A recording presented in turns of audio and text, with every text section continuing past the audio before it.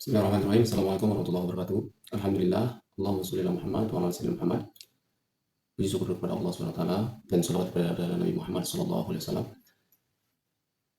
dan kepada Bapak dosen pengampu Bapak Sunandar Asmaul Hadi MPD. Ucapan terima kasih kepada beliau. Dalam video kali ini saya akan mempresentasikan proposal skripsi yang berjudul Manajemen Penerimaan Santri Baru di Yayasan Pondok Pesantren Al-Badriyah. Adapun yang melatar belakangi kenapa saya mengambil judul manajemen penerimaan santri baru. Pertama, karena pentingnya pendidikan. Pendidikan adalah hal yang terpenting yang dilakukan dalam proses pengembangan potensi peserta didik, baik dari aspek pengetahuan, keterampilan, maupun sikap. Pendidikan yang bermutu bisa ditermati dari konteks input atau masukan, serta hasil pendidikan. Yang kedua, karena layanan yang baik. Manajemen penerimaan santri baru dilakukan agar tujuan pondok pesantren dalam memberikan pelayanan untuk masyarakat, terutama calon santri, dapat dicapai dengan baik. Yang ketiga, persaingan. Semakin bertambahnya lembaga pendidikan, sekolah, dan pondok pesantren yang berada di Kecamatan Trara menimbulkan semakin ketatnya persaingan antar lembaga pendidikan pada masa penerimaan peserta didik baru. Setiap lembaga saling berkompetisi mendapatkan peserta didik sebanyak-banyaknya. Adapun Pondok Pesantren Al-Badriyah punya semua jenjang pendidikan dari TK, SMA, dan program unggulan seperti tahfiz, khusus kitab, bahasa Arab, dan ijazah. Santri baru diterima tanpa batas kuota dan tanpa tes masuk. Tes hanya dilakukan untuk menentukan kelas di madrasah diniyah di Pondok Pesantren Al-Badriyah. Selanjutnya, batasan masalah. Di sini saya membatasi masalah pada fokus pembahasan pada perencanaan dan pada proses pelaksanaan. Yang selanjutnya, rumusan masalah. Yang pertama, bagaimana perencanaan penerimaan santri baru di Yayasan Pondok Pesantren Al-Badriyah. Yang kedua, bagaimana pelaksanaan penerimaan santri baru di Yayasan Pondok Pesantren Al-Badriyah. Yang ketiga, apa faktor penghambat dalam proses pelaksanaan penerimaan santri baru di Yayasan Pondok Pesantren Al-Badriyah. Selanjutnya, tujuan penelitian ini. Yang pertama, untuk mengetahui seperti apa perencanaan penerimaan santri baru di Yayasan Pondok Pesantren Al-Badriyah.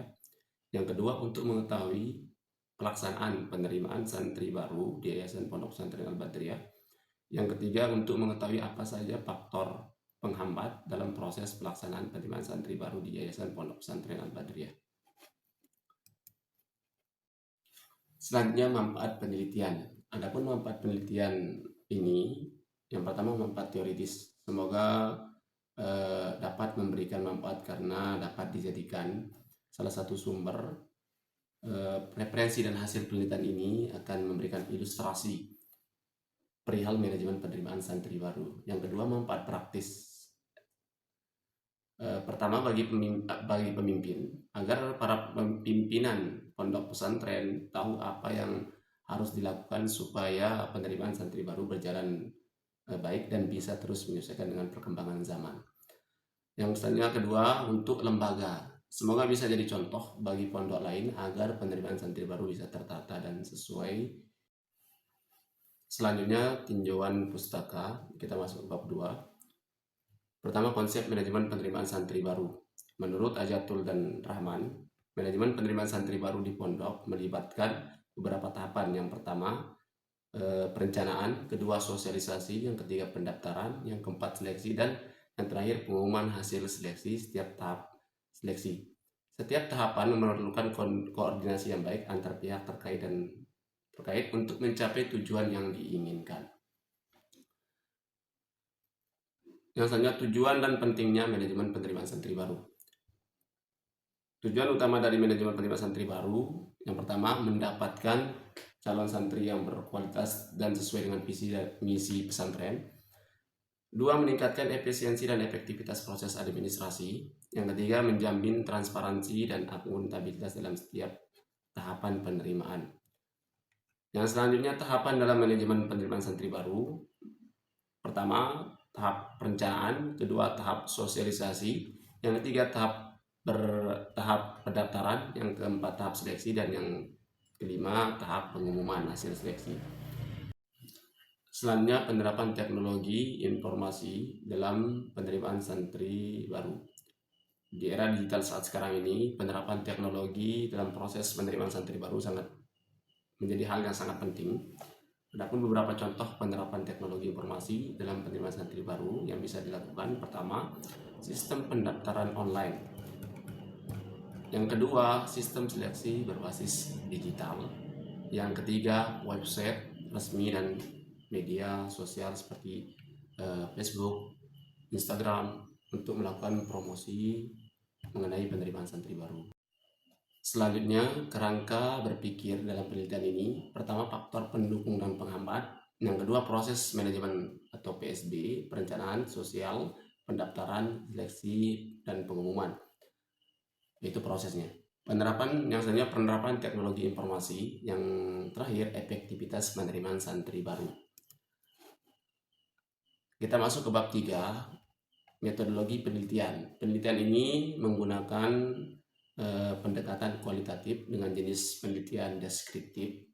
Yang sebenarnya 2 lokasi penelitian dan waktu penelitian Yayasan Pondok Pesantren Badriah di Dusun Sunda, Desa Rarang, Kecamatan Terarap pada bulan Mei dan Juni tahun 2025. Adapun subjek atau informan penelitian, subjek yang pertama pimpinan pondok, yang kedua panitia penerimaan santri baru, yang ketiga calon santri atau orang tua santri. Ini untuk wawancara dan observasi.